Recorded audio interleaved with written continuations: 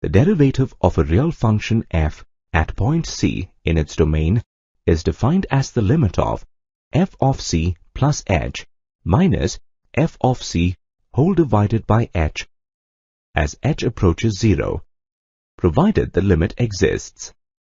The derivative of f of x at c is denoted as f dash of c, or d by dx of f of x at c, or commonly as f dash c. Thus, the derivative of f of x is defined by f dash x, which is equal to the limit of f of x plus h minus f of x divided by h as h approaches 0, provided the limit exists. Many a times, a function is defined as y is equal to f of x. For such functions, the derivative of the function is denoted by y dash or dy by dx. Differentiation is the process of finding the derivative of a function. Mathematically, we read f dash x as derivative f of x with respect to x. While defining the derivative of a function at a point C, we always emphasize the fact that the limit must exist for the existence of derivative. In the counterpart, if the limit does not exist, then we say that the function f is not differentiable at C. In other words, a function f is said to be differentiable at point C in its domain if the left-hand limit and the right-hand limit of f of c plus h minus f of c whole divided by h exists and are equal. This definition can be extended to any closed interval a comma b. A function f is said to be differentiable in closed interval a comma b if it is differentiable at every point in the interval and also at the endpoints a and b. The derivative of a function at point A is called the right-hand derivative, and the derivative at point B is called the left-hand derivative of the function.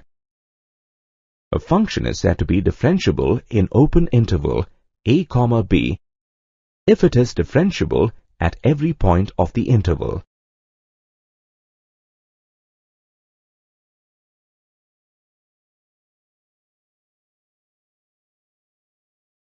Let's now prove an important theorem which states that if function f is differentiable at point C, then it is also continuous at that point.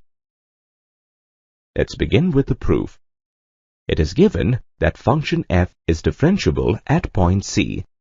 This implies f dash c exists and is equal to the limit of f of x minus f of c divided by x minus c as x approaches c.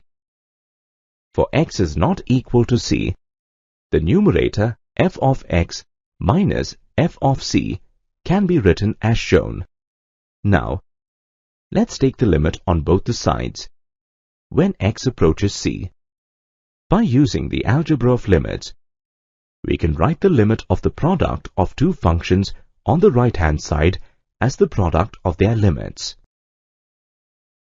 The limit of f of x minus f of c divided by x minus c as x approaches c is f dash c, and the limit of x minus c as x approaches c is 0. Thus, the right-hand side becomes 0. This implies the limit of f of x as x approaches c is equal to the limit of f of c as x approaches c, which is equal to the value of the function at c. Hence, function f is continuous at x is equal to c. Hence, in general, we can say that all differentiable functions are continuous. However, the converse is not always true. Let's verify this with the help of an example. Let's look at the function defined by f of x is equal to modulus of x minus 1.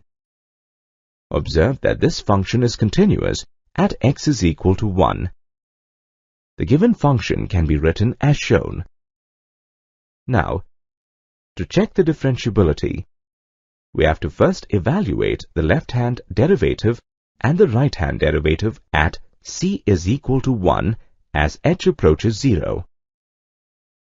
The left-hand limit of f of 1 plus h minus f of 1 divided by h as h approaches 0 is equal to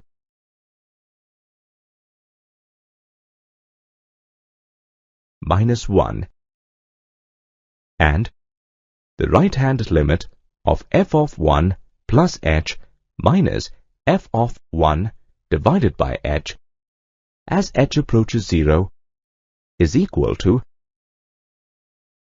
1.